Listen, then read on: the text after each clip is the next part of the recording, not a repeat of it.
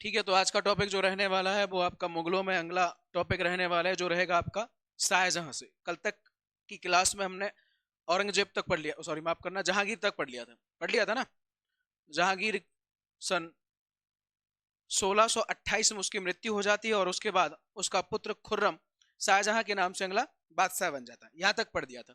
अब हम इसको पढ़ेंगे तो इसका शासनकाल जाना जाता है स्थापत्य कला के लिए। सबसे पहले तो यही देख लेंगे हम पहले कि इसका बचपन का नाम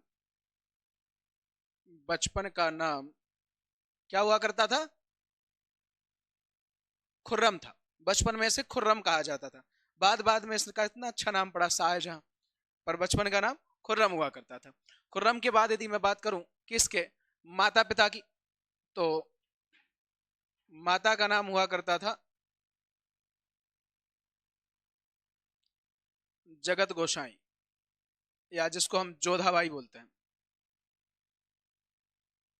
और पिता हुआ करता था, कौन हुआ करता था? जहांगीर। पिता का नाम हुआ करता था जहांगीर हुआ करता था। ये माता पिता हुआ करते थे। कहते हैं कि इसके शासनकाल को स्थापत्य कला का स्वर्ण युग कहा जाता है। इससे क्वेश्चन पूछा जाता है, इसके शासन काल को स्थापत्य कला का स्वर्ण युग कहा जाता है। स्वर्ण युग कहते हैं। अब जरा समझना स्वर्ण युग क्यों कहते हैं। क्योंकि जितने भी आप लोग आज वर्तमान में प्रसिद्ध इमारत देखते हो वो ज्यादातर शाहजहां द्वारा बनवाई गई। जैसे लाल किला, दिल्ली में बना हुआ लाल किला विश्व प्रसिद्ध है। और यह लाल किला बनाने वाला अगर कोई शासक हुआ करता था तो वो कौन हुआ करता था? शाहजहां हुआ करता था। ताजमहल आपका कहते हैं कि दुनिया के 7 अजूबों में शामिल है। उसको भी बनवाने वाला अगर कोई व्यक्ति था तो वो भी कौन था? शाहजहां हुआ करता था। कहते हैं कि हम जामा मस्जिद और दिल्ली में ही दिल्ली का किला, और कहते हैं कि मोती मस्जिद और भी कई सारी अन्य इमारतें का निर्माण कराने वाला अगर कोई शासक हुआ तो वो हुआ था शाहजहां। इसने कई सारी इमारतों का निर्माण कराया। इसमें देखेंगे हम कि कौन कौन सी इमारतें रही जिनका निर्माण कराया इसने। तो स्थापत्य कला के तौर पर इसने सबसे पहले ताज महल का निर्माण कराया। फिर हम बात करेंगे कि इसने जामा मस्जिद जामा मस्जिद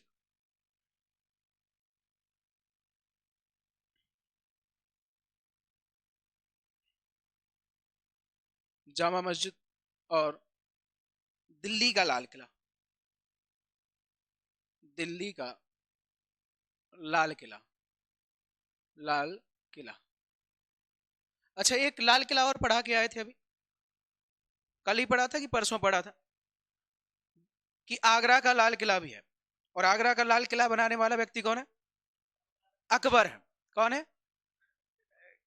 क्यों रे नीलिस उधर लेट क्यों हो जाता डेली के डेली? है? गाड़ी नहीं मिली? बसें नहीं आ रही क्या? फिर अच्छा अच्छा, घर से निकलते समय है? घर से निकलते ही कुछ दूर चलते ही मूर्ख, आ जाओ जल्दी आ जाओ। तो इसने दिल्ली का लाल किला का निर्माण कराया। और किस चीज का निर्माण कराया? इसने कराया मोती मस्जिद, मोती मस्जिद।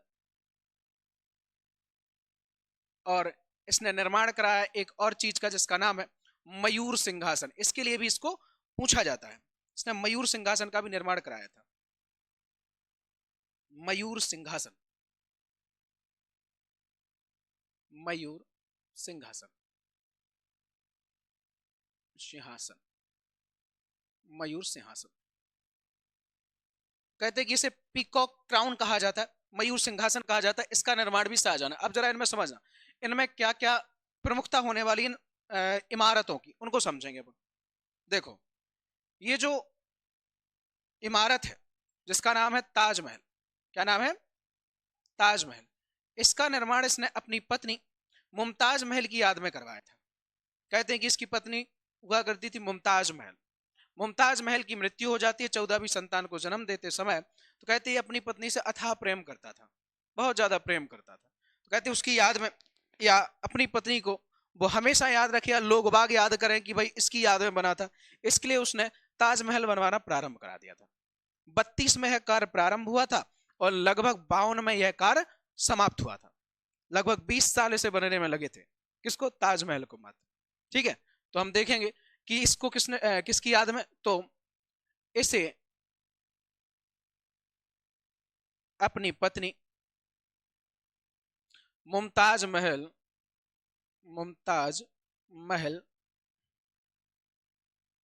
की याद में बनाया था, याद में बनाया था। इसे दुनिया के 7 अजूबों में शामिल किया गया। कभी कभी एक क्वेश्चन भी पूछ दिया जाता है, किसको, ताजमहल को। इसे दुनिया के 7 अजूबों में शामिल किया गया है, शामिल किया गया। यहां तक ठीक है। अब कभी कभी ये पूछ दिया जाता है कि जो ताजमहल बनाने वाला था उसका स्ट्रक्चर देने वाला कौन हुआ करता था, या इसका जो प्रमुख वास्तुकार हुआ करता था वो कौन हुआ करता था। इससे क्वेश्चन कभी कभी पूछ दिया जाता है कि बताएं इसका वास्तुकार कौन था जिसने ताजमहल को डिजाइन किया था। तो कहते हैं कि इसका जो वास्तुकार हुआ करता था वो हुआ करता था अहमद लाहौरी। कौन हुआ करता था, उस्ताद अहमद लाहौरी, इसने इसको डिजाइन किया था। तो इससे क्वेश्चन भी अगर बने तो अपने को आराम से लगा देना है कि क्या लगाना है, कि भाई इसको प्रमुख वास्तुकार या मुख्य वास्तुकार यदि बात करी जाए, कहां से लगा दूं इसको, यहीं से लगा देता हूं। ठीक है, इसका वास्तुकार अहमद लाहौरी था, उस्ताद अहमद लाहौरी, उस्ताद अहमद लाहौरी। ये भाई साहब थे, इन्होंने कहा था कि ऐसा कीजिए, आप ऐसा ऐसा डिजाइन बनाइए, दुनिया याद रखेगी। एक बार मुझसे काम करा के देखो, दुनिया याद करोगे, बार बार याद करोगे। हुआ भी यही था। ताजमहल जब इसने डिजाइन किया तो कहते कि बहुत खुश हुआ शाहजहां की, यार बढ़िया स्ट्रक्चर बना के दिया। कहते इसमें मुख्य कारीगर को भी लाया गया। ये तो वास्तुकार था, एक मुख्य कारीगर था जो बताता था कैसे कैसे, कहाँ का ईंटा, कहाँ का पत्थर, कहाँ का संगमरमर, कहाँ पर कैसे फिट करना है। तो उस व्यक्ति का भी कभी पूछा जाता कि मुख्य, ये तो कौन है, वास्तुकार, और मुख्य कारीगर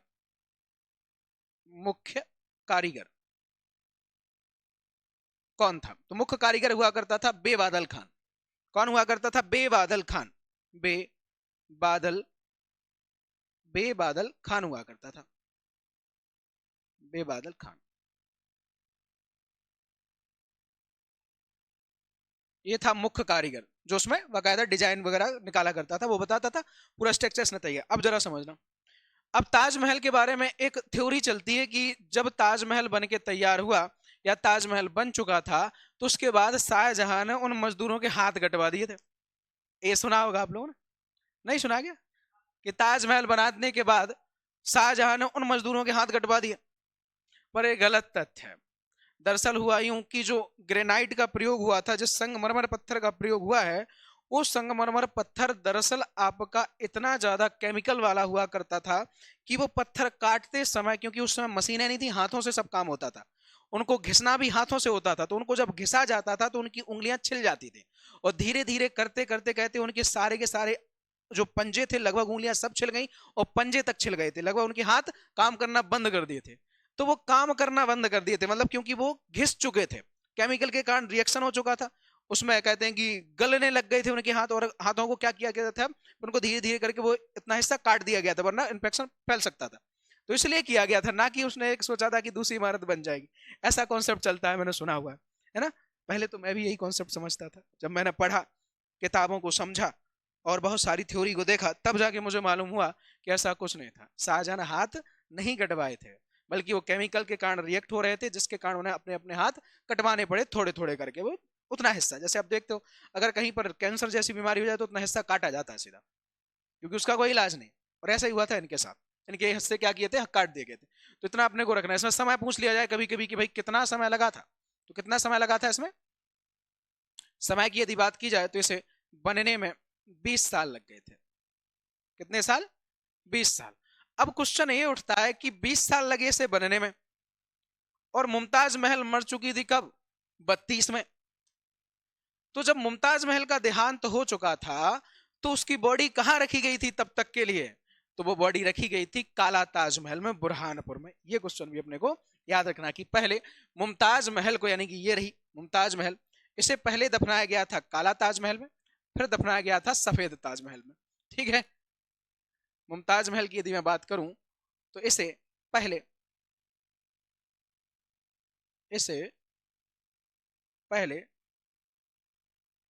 काला ताजमहल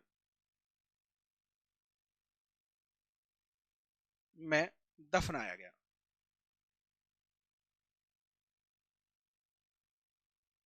बाद में से ताजमहल लेके आए थे। ठीक है। बाद में से आगरा के ताजमहल में दफनाया गया।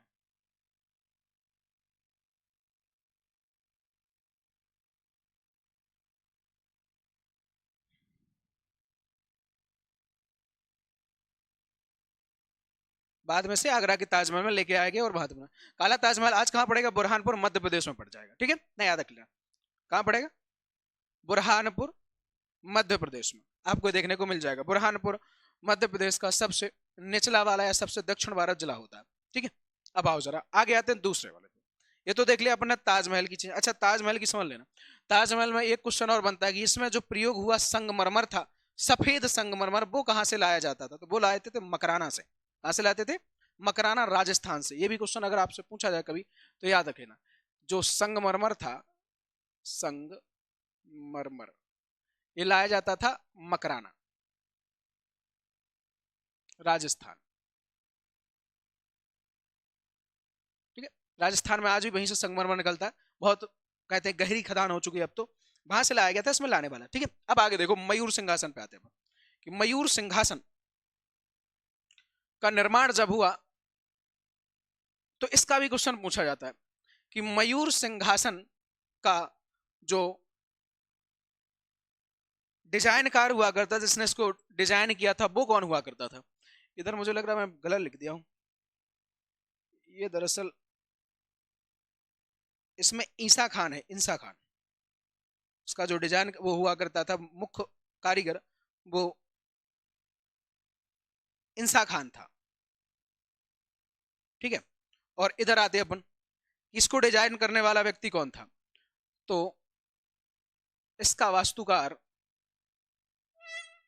बेबादल खान था। ये था वो बेबादल खान। ठीक है। इसका वास्तुकार कौन था? बेबादल खान। मयूर सिंहासन में क्या क्या चीजें थी, क्या थी इसकी प्रमुखता? तो कहते कि इस सिंहासन में, ये पूरा का पूरा सिंहासन सोने का, हीरे जवाहरात जड़े हुए थे। और इस सिंहासन की ये खासियत थी कि इसका जो मुकुट था उसमें कोहिनूर हीरा लगा के दिया था। वही कोहिनूर हीरा जो अलाउद्दीन खिलजी को मिला था, मलिक काफूर ने दिया था। किसने दिया? प्रताप, रुद्र प्रताप देव बारंगल का शासक था, उसने दिया था मलिक काफूर को। मलिक काफूर ने दिया था अलाउद्दीन खिलजी को। अलाउद्दीन खिलजी से आया था फिर किसके पास? हुमायूं के पास। हुमायूं के पास से किसके पास आया है? शाहजहां के पास। और शाहजहां ने कहां जड़वा दिया अब? मयूर सिंहासन में। और मयूर सिंहासन पर लेके कौन चला जाएगा? नादिर शाह। कौन चला जाएगा? नादिर शाह। आगे पढ़ेंगे अपन उत्तरवर्ती मुगलों को। नादिर शाह आता है कब? तो वो आता है 1739 में आता है, भारत पर आक्रमण करता है। और उसी समय जब आएगा वो, तो कहते कि उस समय का जो राजा हुआ करता था, वो शासक हुआ करता था, वो हुआ करता था मोहम्मद शाह रंगीला। उसके समय पर शासन करता है। और रंगीला को कहते पटक पटक के मारता है, धोबी पछाड़े, यूं यूं, खूब धुनता है एकदम से। पटकने के बाद बाद में कहता है कि मित्रता बना लेता है, मित्र बना लेता है। वो कहता है जब दो मित्र आपस में मिलते हैं तो अपनी पगड़ियां बदलते हैं। पगड़ियां मतलब कि जो सर पर रखा हुआ मुकुट होता है, को वो बदल लिया और सिंहासन में ही लगा था कोहिनूर हीरा। तो वो लेके चला गया था, मयूर सिंहासन उठवा लिया था और वो मुकुट भी लेके चला गया था। तो कहां लेके जाए? ईरान चला गया था, ईरान। ईरान से फिर पहुंचा था किसके पास? तो सिख राजा हुआ करते थे, राजा रणजीत सिंह, उनसे पहुंचा गुरु गोविंद सिंह के पास। और गुरु गोविंद सिंह के पास से पहुंचा डलहौजी के पास। और डलहौजी से पहुंचा ब्रिटेन। और ब्रिटेन में जड़ गया आज सिंहासन में। तो आज क्वीन ऑफ विक्टोरिया जो हुआ करती उस समय की लेके आज तक एलिजाबेथ तक की, उन सब में से आज भी क्वीन जो वहां का जो राज मुकुट है, क्राउन है, उसमें जड़ा हुआ है। अब वो टूटता नहीं है, तो वो उन्हीं के पास है। तो कोहिनूर हीरा आज ब्रिटेन में है, हमारे इधर से निकला था और ब्रिटेन तक का सफर उसने तय कर लिया है। ठीक है, अब आ जाओ यहाँ पर। तो मयूर सिंहासन का डिजाइनकार कौन था? बेबादल खान था। इसकी खासियत क्या थी कि इसमें इसमें कोहिनूर हीरा जड़ा हुआ था। कोहिनूर हीरा लगा हुआ था, कोहिनूर हीरा को लगाया गया था। ठीक है, ये इसकी खासियत हुआ करती थी। अब आगे देखेंगे हम। अब देखेंगे हम जामा मस्जिद को।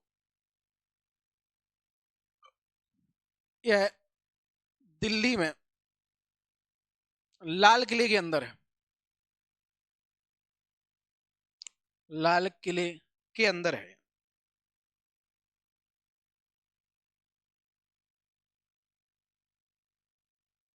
दिल्ली में लाल किले के अंदर है। देखो यही वो मस्जिद है जिस पर कहते हैं नादिर शाह चढ़ गया था और तलवार निकाल ली थी, वो कहा था कि सारी की सारी जनता को मार दो दिल्ली की, कहते सबको निपटा दिया गया था।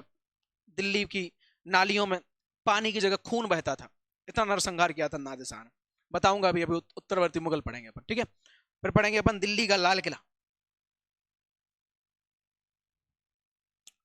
दिल्ली का लाल किला कहते हैं कि इसे लाल बलुआ पत्थर से बनाया गया था। लाल बलुआ पत्थर से बनाया गया। ऐसा कहते इस पे पेंट नहीं होता। कभी आपने देखा लाल किला लाल ही नजर आता है, उस पर कभी आप सोच रहे हो कि बानिश वगैरह कर देते हो, कलर करते हो, कलर नहीं है। उस पत्थर का कलर है, खुद उस पत्थर का। वो लाल बलुआ पत्थर होता है जो लाहौर से लाया जाता था। कहां से लाते थे? लाहौर से लाया गया था, बलूचिस्तान से लाया गया था। उस पत्थर का प्रयोग होता पूरे के पूरे किले को बनाने के लिए, लाल बलुआ पत्थर का, इसलिए उसका नाम पड़ गया लाल किला। क्या नाम पड़ा?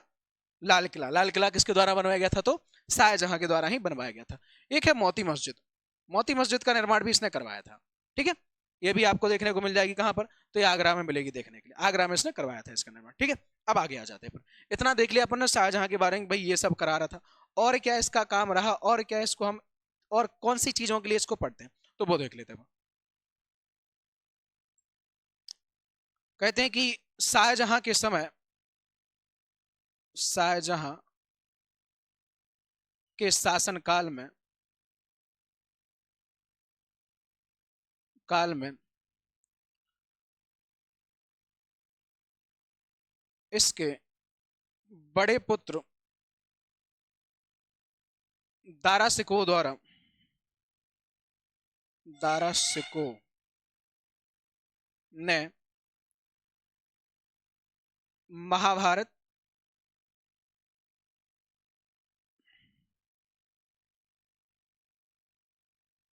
महाभारत उपनिषद, पुराण, वेद और कई संस्कृत ग्रंथों का अनुवाद फारसी भाषा में किया था। का अनुवाद फारसी भाषा में किया।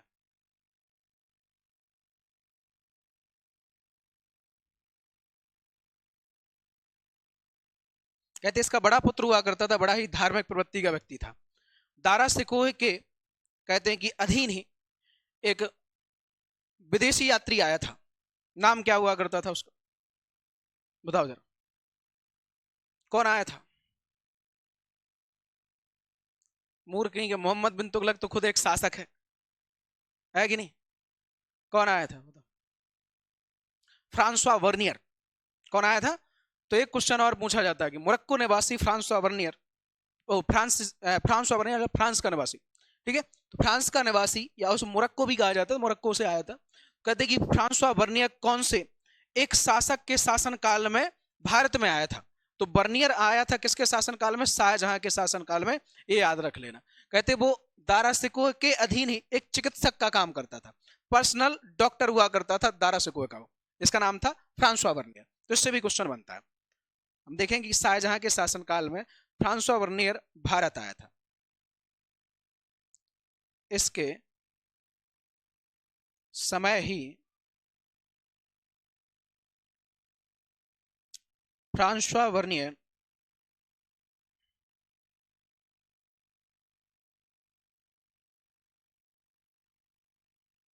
बर्नियर भारत आया था।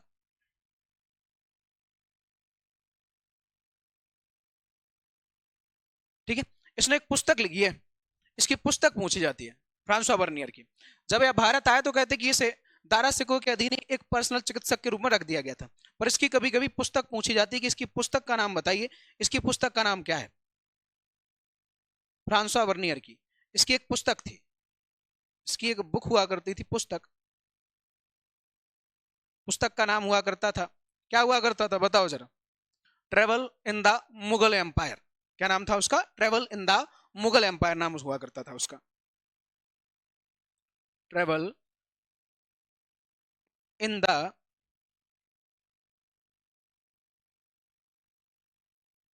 मुगल एम्पायर।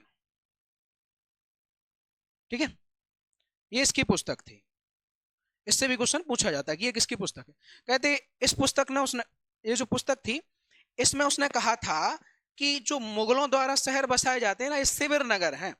शिविर नगर मतलब छोटे मोटे नगर हैं, ऐसे नगर की आज उठा लिए तो कल बर्बाद कर दिए, आज बसा दिया तो कल उखाड़ दिया, ऐसे नगर हैं ये, कोई बड़े नगर नहीं है। तो इन्हें शिविर, जैसे कि आप देते कभी घूमने फिरने जाओ तो अपना तंबू काट के रख लेते हो, कुछ दिनों के लिए शिविर लगा लेते हो, उसके बाद अपने दूसरी जगह चले जाते हो।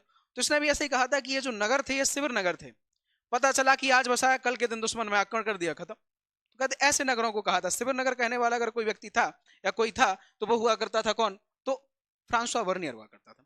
इतना समझ लिया। इसके अब पुत्रों पे आते हैं, इसके 4 पुत्र हैं, यहां पर आ जाइए। शाहजहां के 4 पुत्र हैं, बता रहा हूं मैं कौन कौन से। शाहजहां, अब यहां से पूरा का पूरा सिस्टम तैयार होना है। इसके पुत्रों की यदि बात करें कि इसके 4 पुत्र रहते हैं, पुत्र कितने हैं, 4 हैं। 4 पुत्रों में सबसे बड़ा है दारा सिकोह। ठीक है, दारा सिकोह।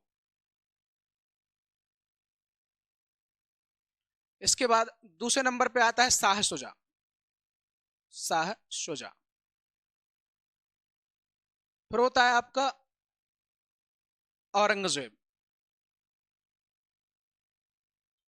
या इसको अपन बोलेंगे आलमगीर, नाम था इसका, औरंगजेब बाद में पड़ा इसका, आलमगीर।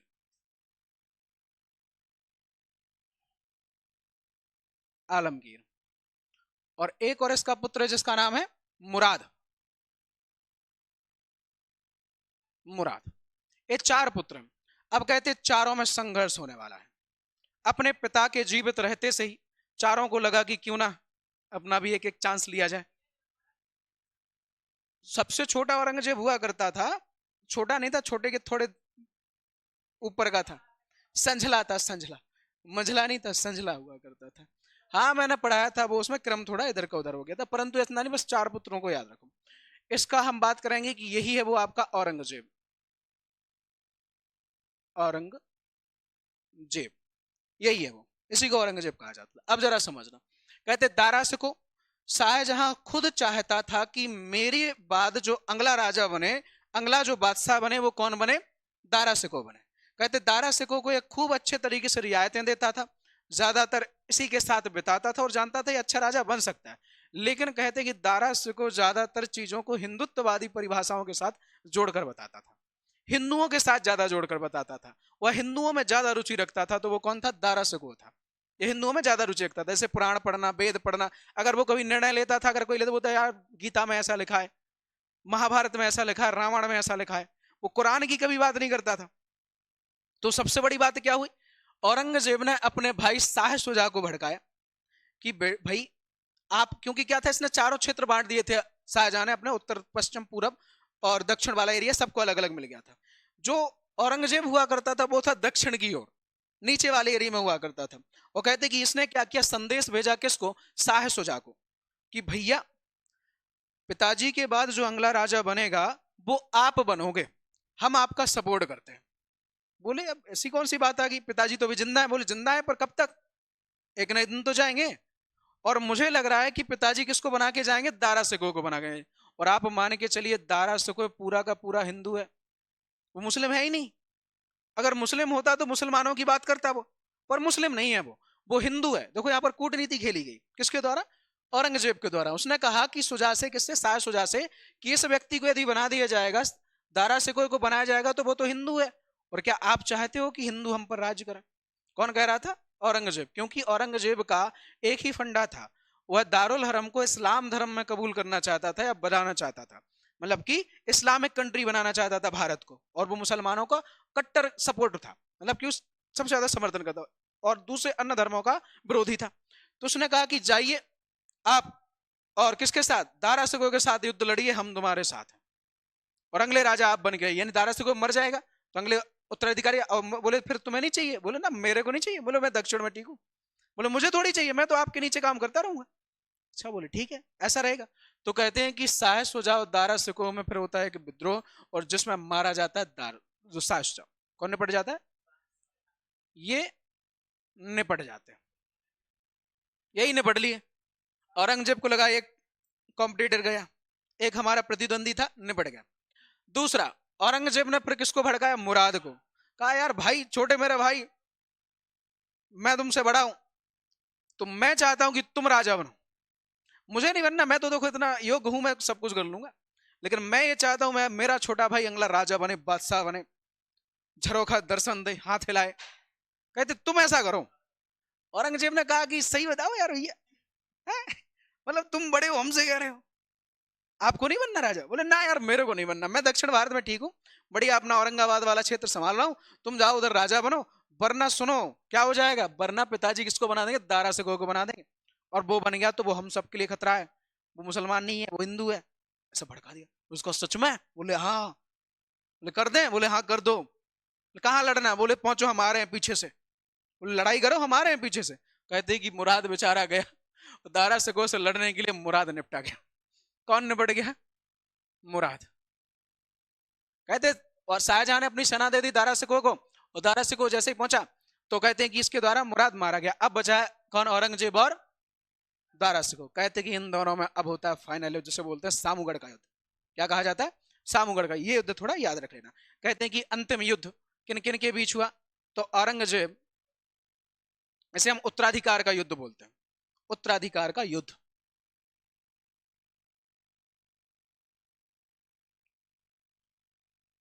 उत्तराधिकार का युद्ध, इसमें उत्तराधिकार के लिए युद्ध लड़ा गया एक दूसरे के लिए, और कहते हैं कि इस युद्ध में, इस युद्ध को कहा गया, क्या कहा जाता है? सामूगढ़ का युद्ध।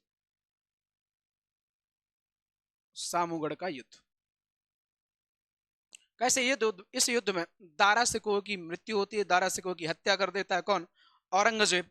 और सन 1658 ईस्वी में यह अगला बादशाह बनता है, अपने पिता को आपदस्थ करके। मरा नहीं था इसका शाहजहां, इसने अपने पिता को आपदस्थ कर दिया था, मतलब पिता को हटा दिया था और बंदी बना लिया था।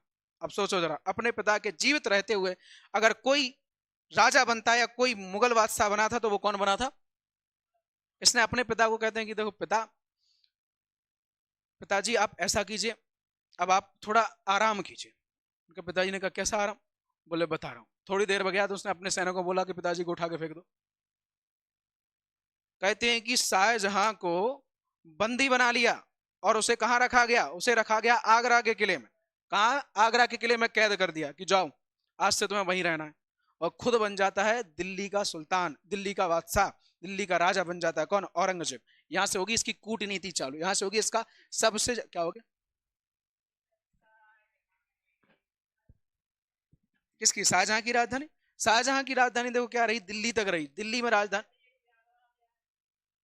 वो इधर की उधर होती रहती थी। अंतिम मुगल बादशाह आपने पढ़ा होगा कि कहाँ कहाँ रहता था? लाल किले में ही रहता था। जब लाल किला बन चुका था, शाहजहां द्वारा बना दिया गया था, तो लाल किले में ही इन्होंने राजधानी स्थापित कर ली थी। ठीक है, दिल्ली वाले क्षेत्र में कर ली थी। अब यहां से आ जाओ जरा। कहते हैं कि इसने अपने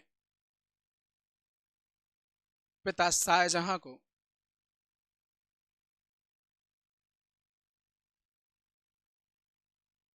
बंदी बना कर आगरा के किले में कैद कर दिया।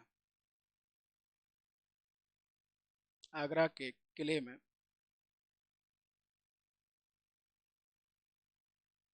कैद कर दिया। कहा कि जाओ अब आज से आप वहीं पर आराम करो। अब सोचो जरा, सुविधाएं क्या दी वो सुनो। सुविधाओं में मात्र एक मिट्टी का घड़ा दिया था इसको, कि बोले अब तुम राजा नहीं रहे, अब तुम जानोगे कि आखिरकार कैसी होती है बंदी, कैसे होते हैं बंदी वाला जो जीवन होता है, आप कैदी कैसे जीते हैं वैसा जियो। कहते मिट्टी का घड़ा और एक गिलास दिया गया था मिट्टी का, उसमें गुजारा करना होता था, जिसको पानी उससे पीना होता था। किसको? शाहजहां को। कहाँ गया ये रहा। अच्छा, शाहजहां द्वारा एक काम किया गया था उसको और मैं आपको बता देता हूँ। इसने इसने शाहजहानाबाद करके एक शहर को बसाया था। इसने शाहजहानाबाद, शाहजहानाबाद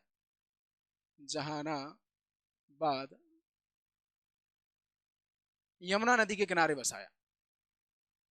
यमुना नदी के किनारे शहर बसाया था।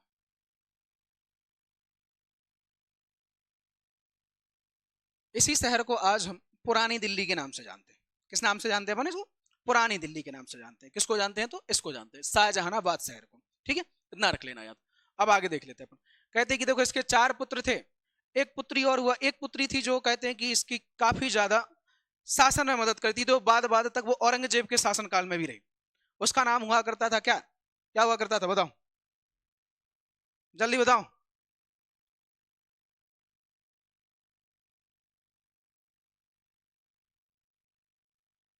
जहां आरा बेगम। क्या नाम हुआ करता था उसका? जहां आरा बेगम। कहते हैं कि शासन में इसकी एक बहन हुआ करती जिसने खूब मदद किया। इसकी मदद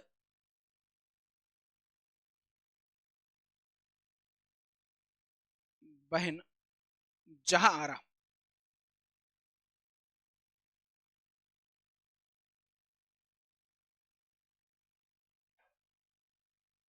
द्वारा की गई।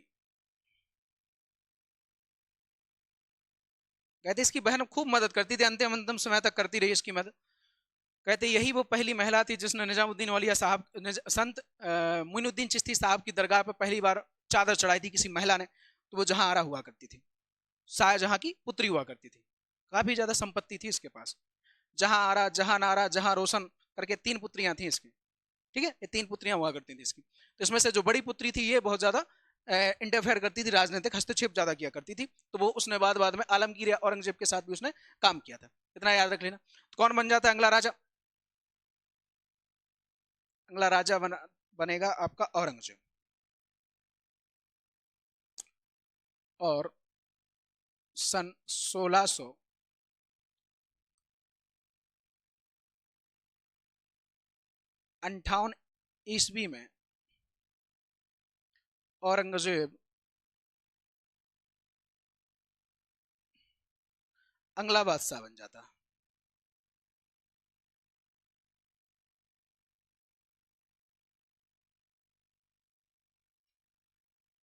या अगला राजा या अगला बादशाह बनता है, दिल्ली की सल्तनत पर बैठता है, दिल्ली की गद्दी पर बैठता है। और कहते हैं कि राजा बनते से इसने ऐसे नियमों का पालन किया, ऐसे नियमों को चलाया जिसके कारण इसे जिंदा पीर कहा जाता है। एकमात्र ऐसा शासक, एकमात्र ऐसा राजा बादशाह जिसे कहते हैं कि अपने बहुत ही कठोर नियमों के लिए जाना जाता है, या जिसने बहुत ही अच्छे तरीके से अगर अपने नियम बनाए थे और चलाए थे, तो वो हुआ करता था औरंगजेब। इसीलिए इसको कहा जाता है जिंदा पीर। के तो जिंदा पीर है। कौन है? जिंदा पीर है तो। ठीक है, कौन आ गया? जिंदा पीर आ गया क्या? क्या हो गया? कौन आ गया था? बंदर। अरे गेट लगा दो जरा, पता नहीं कहां कहां से आ रहे हैं। अरे कैसा हो? मोबाइल बचा के रखो भैया। वो बंदर आने लग गए अंदर तक कोचिंग में, बताओ। उन्हें भी मुझे लग रहा है पढ़ लिख कर बड़ा होकर चिंपैंजी बनेंगे वो, गोरिल्ला बनना चाह रहे हैं वो। बंदरों की भी क्लास चल रही है। और सोचो जरा, चोरी छिपे लेके चला जाता, पता नहीं चलता अगर वो गेट ना होता तो। केशव पर ढूंढता, वो गायब हो गया, कैमरे चेक कराने पड़ते अपने को। है क्या आखिर है कौन? देखो जरा, बाहर ही घूम रहा है वो, और इधर ही है बाहर, देखो कैमरे में।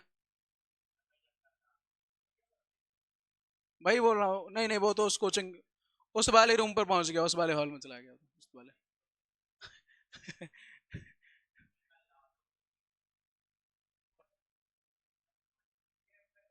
ठीक है ठीक है, चलो आ जाओ जरा, यहाँ पर आ जाते हैं अपन। तो ये क्या करता है आपका, 1658 में क्या बनता है, अगला राजा बन जाता है अपने पिता को बंदी बनाकर। एकमात्र सुल्तान, एक वो एकमात्र बादशाह जो अपने पिता के जीवित रहते सही क्या बना था, राजा बन गया था, पिता को बंदी बना लिया था। ठीक है, इसके बाद पढ़ेंगे अपन किसको, तो इसके बाद पढ़ने वाले हैं अपन, क्या हो गया, औरंगजेब को ही पढ़ेंगे अपन इसके बाद।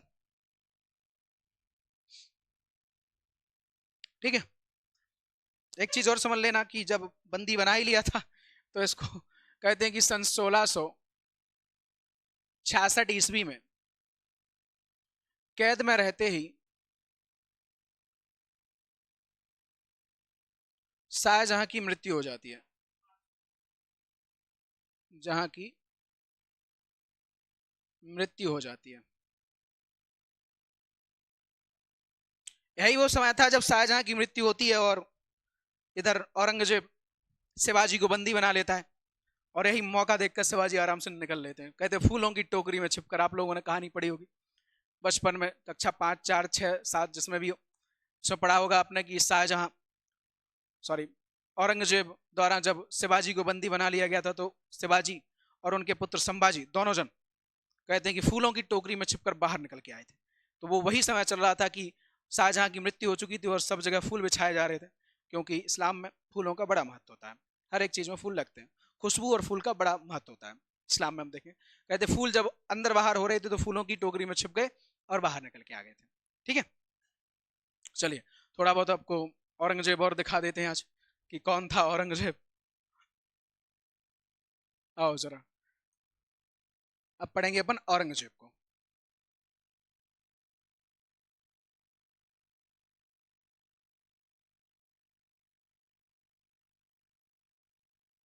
औरंगजेब,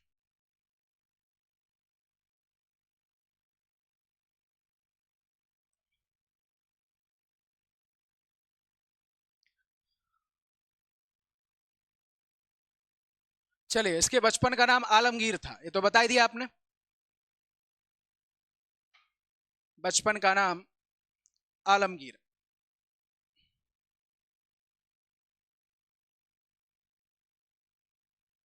बचपन का नाम आलमगीर हुआ करता था और पिता का नाम हुआ करता था शाहजहां, और माता हुआ करती थी मुमताज महल।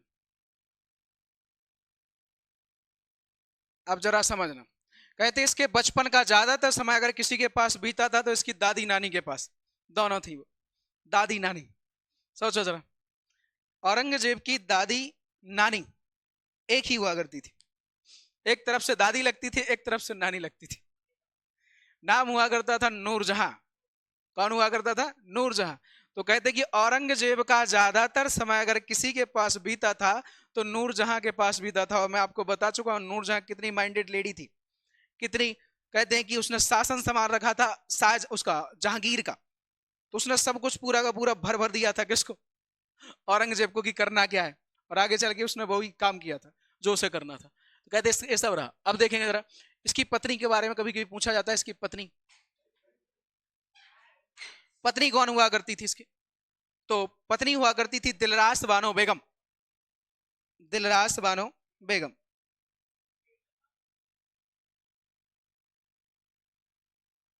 दिलरास बानो बेगम, दिलरास बानो बेगम, कुंदी मत लगाओ, क्या हो गया, फिर से आ गया था क्या, फिर से ले गया था, देखो तो जरा, बाहर जाके देख के आओ ना उसको, गेट कुंदी मत लगाओ बस के बाद। ठीक है, देखो तो जरा, गजब कर रखा है इसने तो। बंदर भी पढ़ने नहीं दे रहे, अब यहाँ तक तो रिश्तेदार तक तो ठीक था यार, है कि नहीं, समाज तक ठीक था, जानवर भी आ रहे हैं डिस्टर्ब करने के लिए। पुरुष जीवन बहुत ही कठिन है भैया, बहुत ज्यादा कठिन है पुरुष। तो कहीं कोई जीने ही नहीं दे रहा है ठीक से, काम ही नहीं करने दे रहा है ठीक से, है यहां तक पढ़ने नहीं दे रहे अब। चलो आ जाओ जरा। तो इसकी पत्नी का नाम था दिलरास बानो बेगम। यही वो पत्नी है, यही वो बेगम है जिसने कहते कि कहा था औरंगजेब से कि मुझे भी ताजमहल चाहिए। ससुर साहब ने कैसे बना के दिया था? तो उसने कहा ससुर साहब ने तब बनाया जब उनकी पत्नी मर गई, तो तुम तो जिंदा हो। बोले मैं भी तो मर जाऊंगी किसी दिन। बोले मरोगी तब देख लेंगे, अभी तो गम खाओ। लेकिन कहते उसने जबरदस्ती करके बनवा लिया था। जैसे अब आज हम बीबी का मकबरा बोलते हैं, और जो औरंगाबाद में है, ठीक है, कहाँ मिलेगा हमको? औरंगाबाद में बोलेंगे। तो उसके बारे में भी हमें पढ़ना रहेगा कि इसकी याद में, किसके लिए? दिलरास बानो की याद में, इसके लिए औरंगाबाद में, औरंगाबाद में बीबी का मकबरा बनवाया गया था। बीबी का मकबरा बनाया गया था। बीबी का मकबरा कैसा है? तो बिल्कुल हू बहू ताजमहल की कॉपी है। ताजमहल जैसा है वैसा वैसा, लेकिन वो ठीक तरीके से कॉपी नहीं हो पाए, इसलिए इसे ताजमहल की गंदी नकल कहते हैं। एक क्वेश्चन और पूछा जाता है, इसे दूसरा नाम दिया गया ताजमहल की गंदी नकल। इसे हम बोलते हैं कि यह ताजमहल की गंदी नकल है। नकल तो की पर ठीक से नकल नहीं हो पाई, इसलिए गंदी नकल होगी। ठीक है, इतना समझ लिया। अब आते हैं अपन आगे। कहते कि औरंगजेब को अपने सख्त नियम के कारण, औरंगजेब को अपने सख्त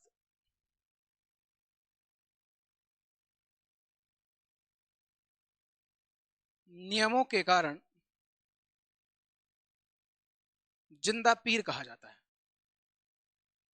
जिंदा पीर कहा जाता है। कहा जाता है भैया ये तो जिंदा पीर है, ये जो नियम बना दे वो फॉलो करना ही होता है, अगर फॉलो नहीं किए तो सीधा सूली पे लटका दिया जाए। बोले सबको मार दिया जाएगा अगर किसी ने फॉलो नहीं किया तो। कहते इसने भारत में दोबारा से जजिया कर प्रारंभ करा दिया। अब जजिया कर 64 में हटा दिया था किसने? 1564 में अकबर ने।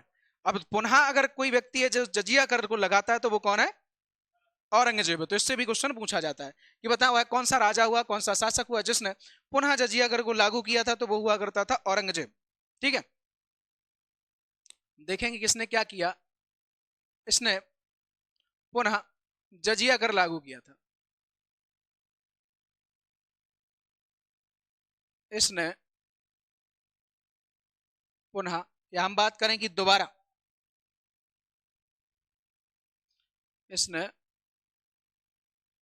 अपने शासनकाल में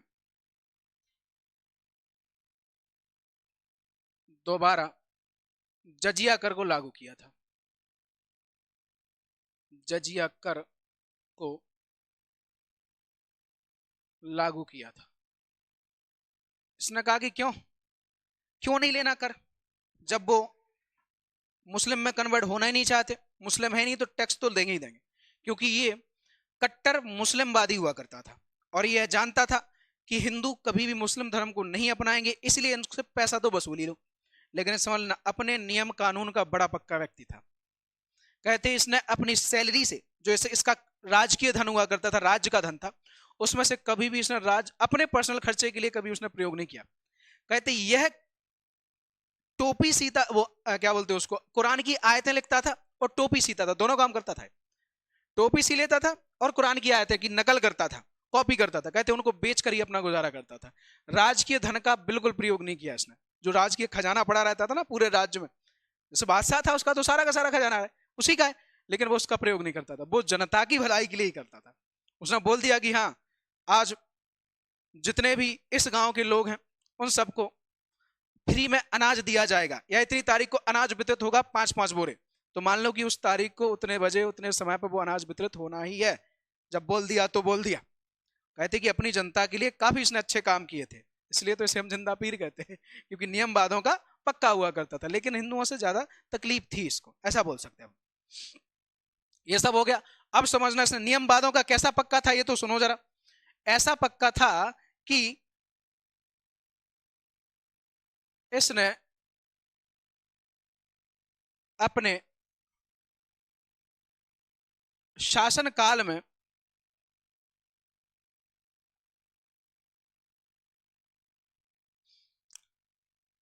कहते हैं कि संगीत, नाच, गाना, मतलब वही चीज है, गाना तो, और शराब,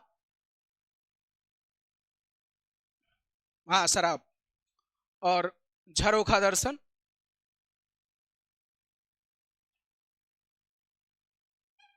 कहते हैं इन सब पे प्रतिबंध लगा दिया।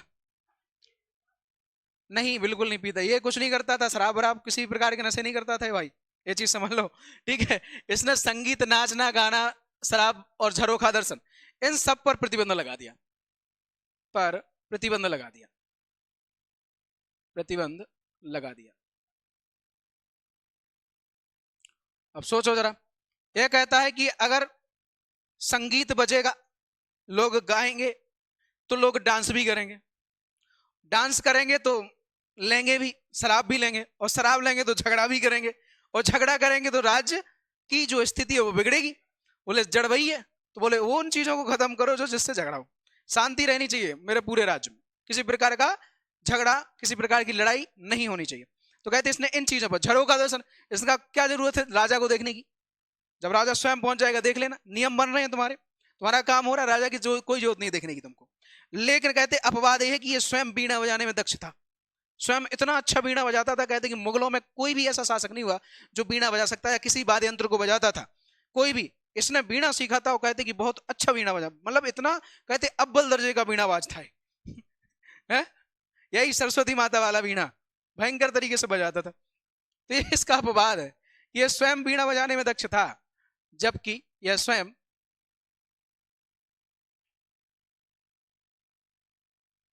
स्वयं बीड़ा बजाने में दक्ष था, बजाने में दक्ष था। दक्ष से मतलब है कि ये बहुत निपुण हुआ करता था, बीड़ा बजाने में भी बहुत ज्यादा निपुण हुआ करता था। चलिए और आगे देख लेते हैं इसके। कहते सबसे ज्यादा हिंदू मनसबदार इसी के शासनकाल में मिले हमको, सबसे ज्यादा हिंदू मनसबदार इसी के शासनकाल में थे, सबसे ज्यादा हिंदू मनसबदार इसी के शासनकाल में थे, इसी के दरबार में थे। सबसे ज्यादा हिंदू कर्मचारी इसी के शासनकाल में, जबकि हिंदुओं से नफरत करता था वो सबसे ज्यादा हिंदुओं को रखा था इसने। ठीक है, चूंकि अपवाद है ये, वो कुछ नहीं है। और कहते इसके शासनकाल की एक सबसे महत्वपूर्ण घटना ये रही कि इसने सिखों के 9वें गुरु तेग बहादुर की हत्या कराई थी। इसने सिखों के 9वें गुरु तेग बहादुर की हत्या करा दी थी।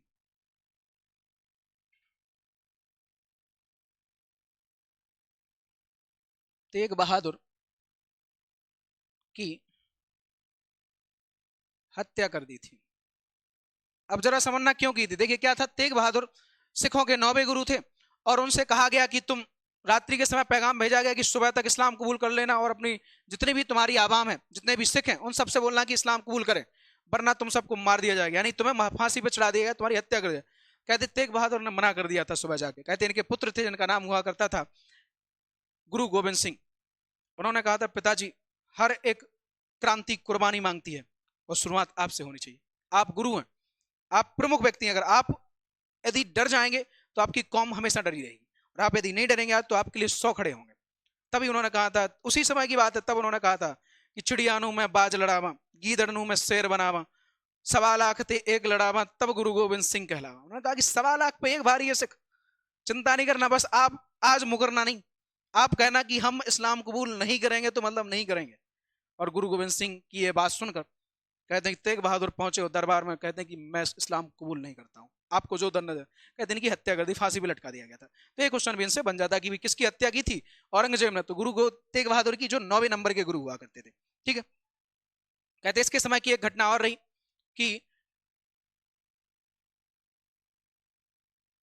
इसके समय मराठा,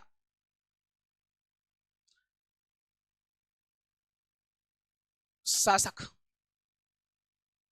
शिवाजी राजे भोसले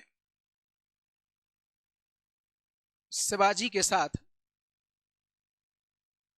टकराव हुआ। कहते इसका ज्यादातर समय शिवाजी को दबाने में बीत गया कि शिवाजी को कैसे मारा जाए। वो कहते एक बार भी यह शिवाजी को ठीक तरीके से पराजित करने में सफल ना रहा, हर बार कोशिश करता रहा कि शिवाजी को पराजित ना कर सका। कहते यहां पर देखेंगे हम कि कई दिनों तक औरंगजेब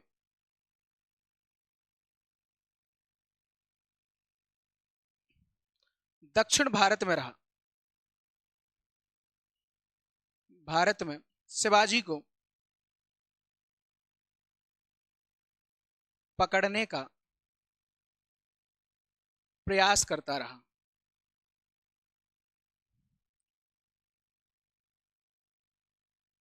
पर असफल रहा।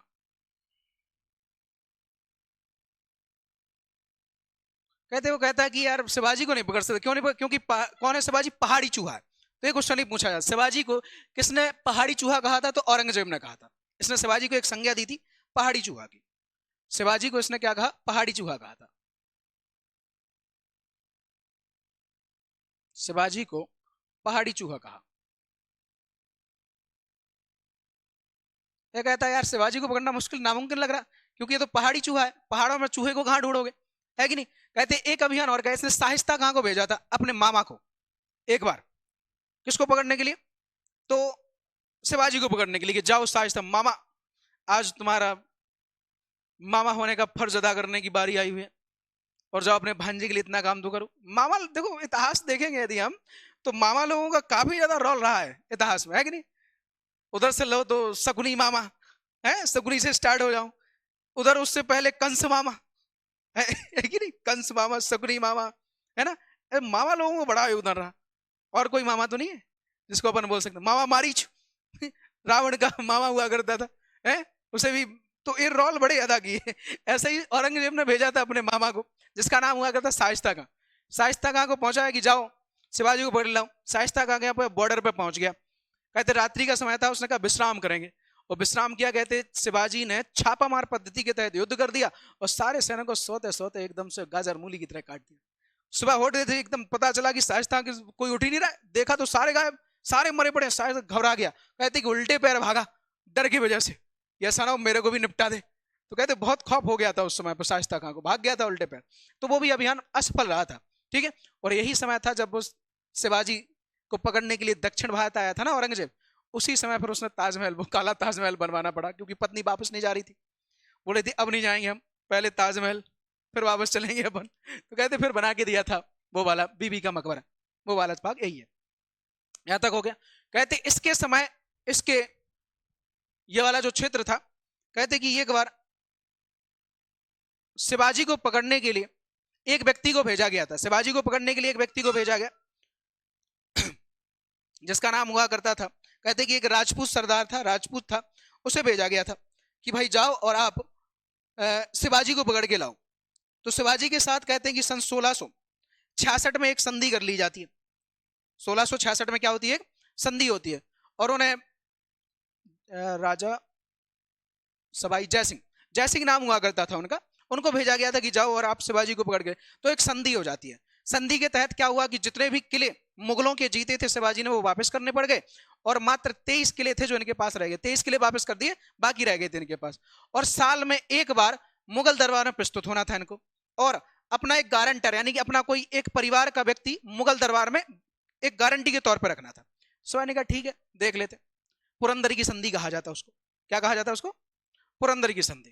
तो कहते हैं कि सन 1665 में पुरंदर की संधि हो जाती है। पुरंदर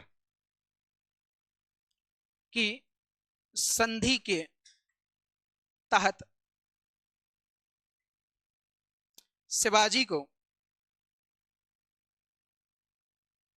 को मुगलों के किले लौटाने पड़े। मुगलों के 23 किले लौटाने पड़े।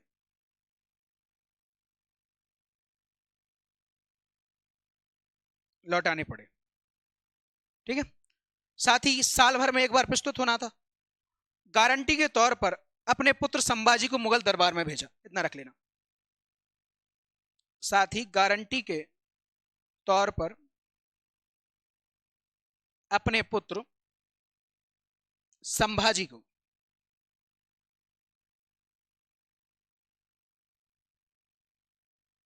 मुगल दरबार में रखा। मुगल दरबार में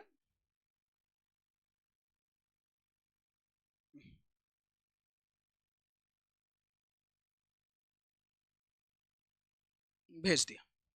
मुगल दरबार में जब भेज दिया तो कहते साल भर में प्रस्तुत होना। तो वो साल भर बाद जब पहुंचे तो इन्हें एक आशा थी कि यदि मैं जाऊंगा तो औरंगजेब बड़ी आराम से फूलों की माला लाएगा, फूल बिछा देगा कि अरे शिवाजी आए हुए हैं।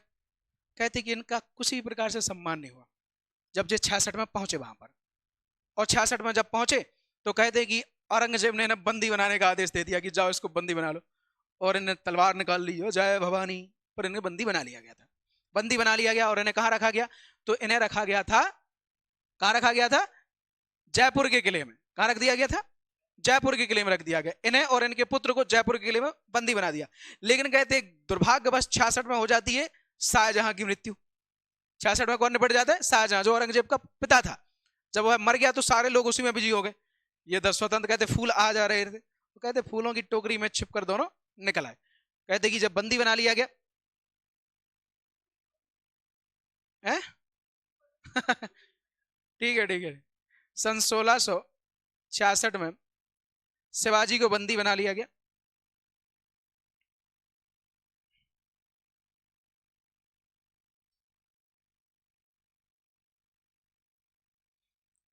बंदी बनाया गया तो कहते कि उसी के बाद यह कैद से फरार हो गए।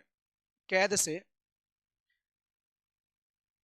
निकलने में सफल रहे, तो भागकर दोबारा अपने कहा चले जाते हैं? राज्य चले जाते हैं। फिर बाद में उन्होंने स्वीकार लिया कि जाओ शिवाजी को मैं राजा स्वीकार करता हूं। और शिवाजी का फिर राज्य अभिषेक होता है, या राजा बनते 76 में। कब बनते? सन 1676 में राजा बनते। 80 तक जीवित रहते हैं मात्र, उसके बाद वो भी निपट जाते हैं शिवाजी। उनके पुत्र संभाजी अगला राजा बनता है। इसके समय की एक बात और देखेंगे हम, क्या रही कि इसके समय इसके पुत्र अकबर द्वारा विद्रोह कर दिया गया था। इससे भी क्वेश्चन बनता है।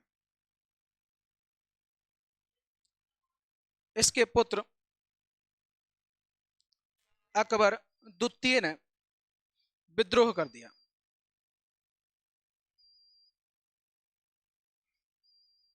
कहते अकबर द्वितीय ने विद्रोह किया तो ये भागकर कहां चला जाता है? संभाजी के पास। भागकर संभाजी के पास चला जाता है।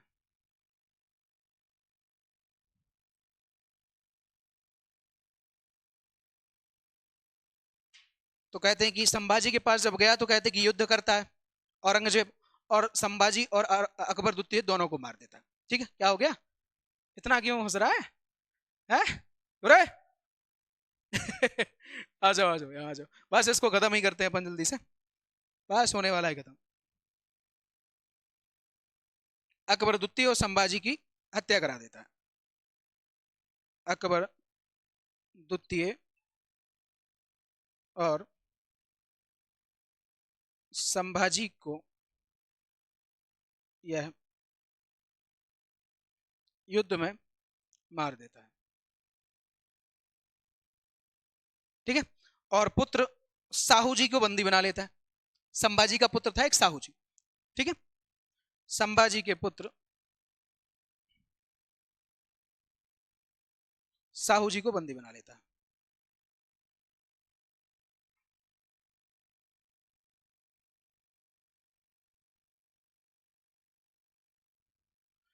यहां तक तो ठीक था।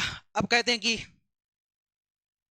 सन 1717 ईस्वी में औरंगजेब की भी मृत्यु हो जाती है। हाँ, 1707 में, सॉरी, औरंगजेब की भी मृत्यु हो जाती है।